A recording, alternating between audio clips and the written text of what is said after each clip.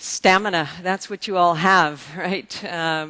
Thank you so much for your warm welcome and for that kind introduction. There are a lot more people that know a lot more about microfinance, most notably the 2006 Nobel Peace Laureate, Grameen Bank, represented by Taslima Begum and Muhammad Yunus. I say Taslima Begum's name today because she was the first microfinance borrower to stand and speak before the Nobel audience. And I can't help but thinking about her today with her own story of loans for a few goats and some fruit trees and leaving her husband at home to take care of the two boys as she came for her first time, her first plane ride, her first visit to Oslo, Paris, and London. I'd like to add 3 points to today's discussion for your consideration. First, I think there's a shift in consciousness going on from me to we to all of us, as Ken Wilber has written about. Many of you must feel that, or you wouldn't be here today. The me to we to all of us consciousness means that we're all part of that conversation. And when it intersects with what Bill Drayton was talking about this morning, everyone as a change maker, the potential being unleashed in the world, that's a major force for change. My hypothesis is that talent is equally distributed across race, ethnicity, geography, gender, age. It's opportunity that's not. But we're working to change that.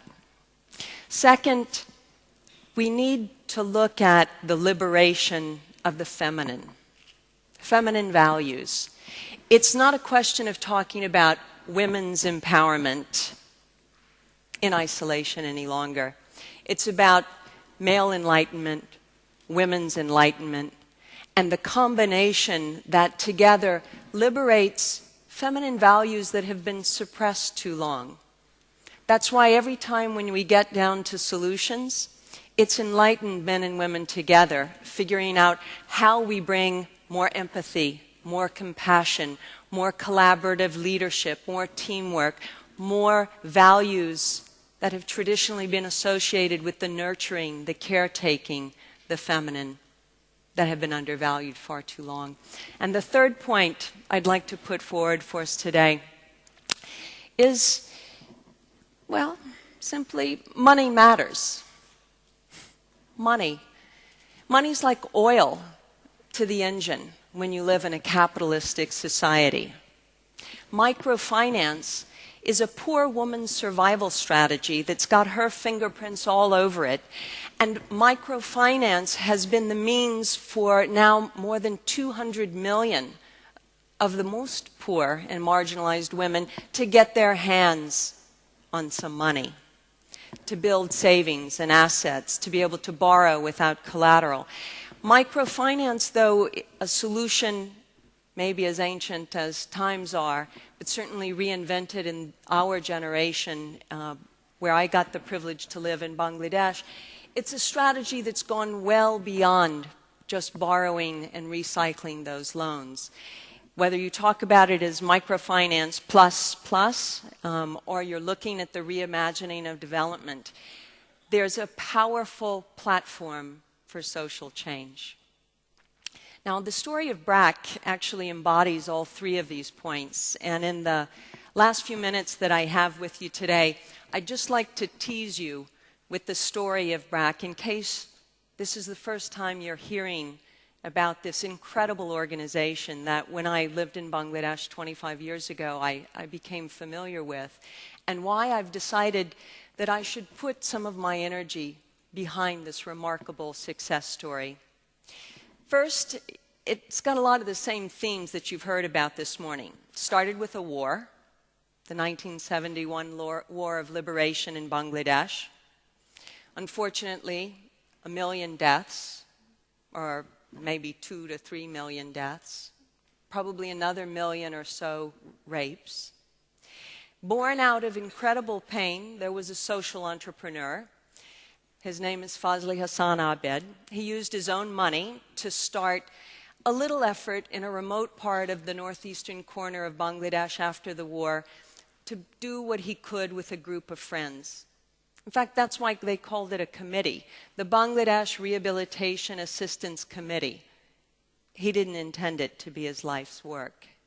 But after the first year and the money ran out and they got a grant from Oxfam, they decided to keep going because the issues of raising people's consciousness and trying to figure out how you claim your own rights and dignity and educate yourself and figure out how to have better health care and, sure, to find a way to earn a living, that was the beginning of BRAC's journey. So they changed the name to Bangladesh Rural Advancement Committee after some 19, 20 years working in the rural areas, and they started in the urban. They said, well, by now everybody knows us. We'll just be known as BRAC. 40 years later, today, BRAC is a billion-dollar organization. It's touching the lives through its microfinance program of more people than the population of Norway. Actually, many more. It's educated more children that never had a chance to go to primary school than the population of Norway. It's saved more lives, I'm sure, than probably the twice or thrice the population here. If you look at this combined 100,000 plus staff and teachers, plus another 150,000 community health promoters, agriculture promoters, livestock and poultry promoters, human rights promoters, that 250,000 people, that 250,000 workforce touches the lives of 138 million people, now in 10 countries. Amazing. This is a story of grassroots, bottom-up development. It's never happened on this scale before. And that's part of the remarkable success story. That's what you also heard about the power of social entrepreneurship, to be able to dream big. But you see, the BRAC secret is that the focus is on women as change makers. It's that woman who unleashes her own power and potential to be part of change in her family, change in her community, and that's the ripple effect. In looking at the BRAC story, there's certainly an enlightened male, the founder there, but often the paths are born out of both pain and joy. I tried to find out, why did Abed commit his life in such a relentless way, 40 years still going strong? And I learned about his true love in life, Aisha Abed, who died in childbirth, giving birth to their second child, their son. And I realized that there was a reason that he's quoted and people think he's a medical doctor, and why he's so committed to stopping unnecessary deaths of women in childbirth, of looking at ways to solve infant and neonatal mortality. It's born out of that kind of pain. But it doesn't stop there. There are stories now, Hasina and Musharraf, you can actually watch on the videos, where you can see a couple in Bangladesh, and you say, well, what happens when a woman gets empowered with these microloans? What happens to her husband? Well, Musharraf actually will tell you that they haven't had things ever better.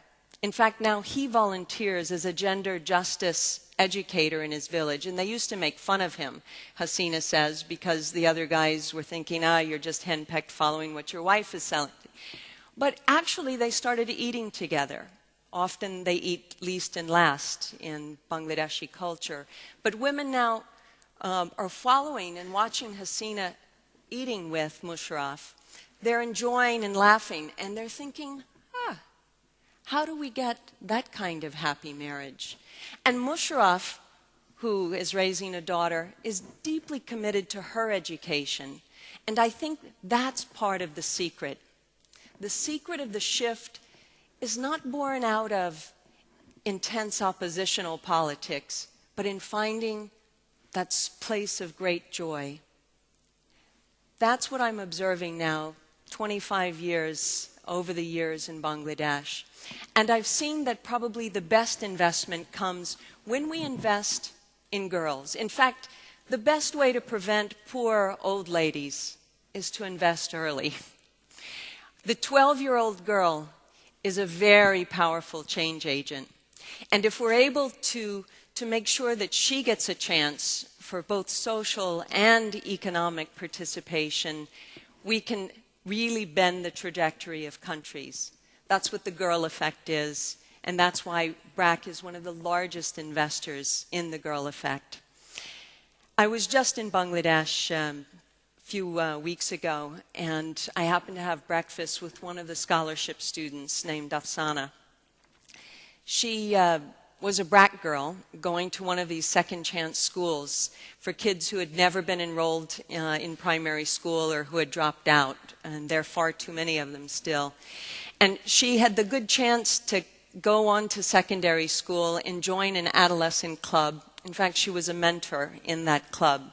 So the equivalent, I guess, of something like scouting. But she got to practice her leadership skills. She applied and won a scholarship to BRAC University, and because every scholarship student gets free language training, she had always wanted to be a doctor and had been put on that different arts and science path, so wasn't allowed to study medicine there.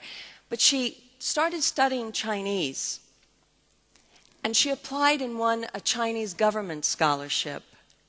And today, she's studying to be a doctor in China, in Chinese. She's a BRAC girl. It gave me goosebumps, and I invited her to our global strategy meeting. I introduced her to the leadership of BRAC. We were having our first meeting from all the 12 countries where we're working. They met her and they said, "Oh, Afsana, would you like to make opening remarks before this group of 70 or 100 people?" You know what she said? "Yes, I'd love to." That's empowerment. That's the end of the age of permission and the beginning of audacious agency, audacious dreaming. I think that's the secret in the sauce. Thank you.